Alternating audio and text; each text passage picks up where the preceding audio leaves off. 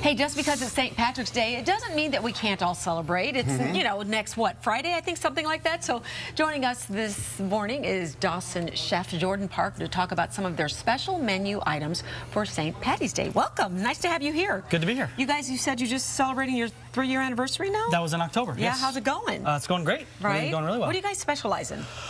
We kind of just do American cuisine, sort of take some dishes from all around America and make it good. Make it good, that's exactly right. And look what you brought us today. What have you brought us? Tell us. We're talking about corned beef sandwiches, to be a little bit more specific, for St. Patrick's Day.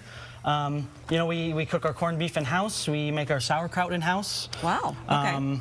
What's the key to corned beef? Yeah. The key to corned beef is to not cook it too much if you're going to be making a sandwich. Don't cook it too much. You still want to be able to, what we call, slice it thin and pile it high on the sandwich. Okay, how do you make corned beef? Pile high. Yes. That's it. So corned beef, you know, it's usually a product people buy, and then you'll take it and simmer it in a pot with a little bit of spices, a little bit of water. Make sure you simmer it long enough. About 3 to 4 hours. But not too long. Exactly, not too long. You still want to be able to slice it. There is there. Want to be able to slice it and make a nice, beautiful sandwich. You go to chef school. Exactly, that's why you go. So you already brought all the makings, and you're going to show us how to make this sandwich, right? Sure, I would love to. I think I see a special sauce over there, too. Am I right? That's right. Okay. So traditional corned beef sandwich, we're going to use some marble rye. Sure.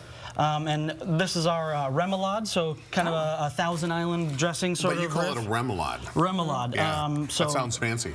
It does sound a little fancy. Some mayonnaise, some ketchup, some onions, pickles, a little bit of vinegar. So it gives a nice little tart flavor, It does, right? you know, the corned beef can be definitely a little rich. Okay. Like I said, sliced thin, piled high. Yeah, that's a good way to go. Sure. Yeah. Plenty of Swiss cheese. What kind of Swiss cheese are you using? Like baby Swiss? Or? Baby Swiss. You can mix it up. Use a little Emmental if you like. Would be great. Emmental. Does it have a different flavor, the Emmental? It's a little bit more of an aged cheese, a little more robust flavor. Sure. Okay. And then sauerkraut. We take your traditional sauerkraut, cook it down with a little bit of fresh red cabbage as well.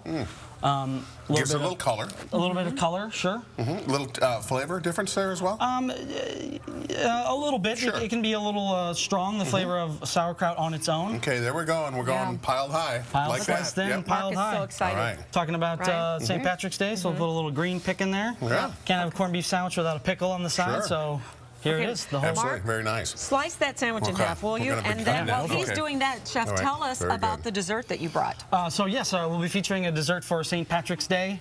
A Guinness Stout chocolate cake with a little bit of Irish whiskey buttercream frosting.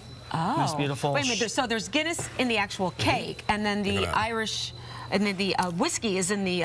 That's correct, in the buttercream frosting. Okay, you know, here's the question everybody has. You gonna catch a buzz from this?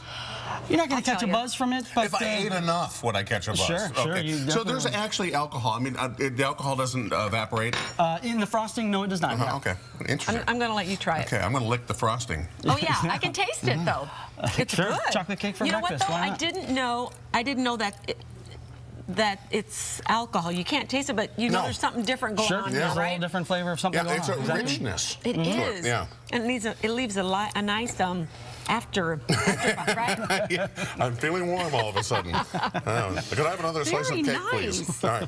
Very, very nice. Sylvia, here's I'm going to cut this again because since you're a dainty lady, I'm going to cut this in quarters. Sure. You can cut because in you're quarters going to want to try one of those. And so while he's cutting that up, in fact, I'll even pick it for you. Tell us what else you like. What are some of the favorite dishes that people like to have when they come over to the Dawson? As we look at your website, by the way, which is what? What's your website? We are at the-dawson.com. If you come to the Dawson, you got to have the chicken fried lobster. Chicken fried lobster. Tell me about that. Chicken fried lobster. We take a Canadian cold water lobster tail, dredge it in a little bit of Old Bay seasoning, and fry it just as if it were a piece of fried chicken. It's this beautiful presentation with the beautiful orange lobster shell, and serve it with some spicy ranch dressing on the side. I like what they do. They don't dip it. They dredge it. Dredge it. And fry that baby up. Okay, can I just say, cheers. How delicious is this? This is really pretty awesome. Really awesome. And again, this has a richness to it that very nice. I'm, not used to. Very, very nice. Between that and this, we are done. Okay, thedawson.com. Thanks so much for coming in this morning. For having us. Absolutely delicious. Happy St. Patrick's Day to everybody. A little bit early, and we will be right back.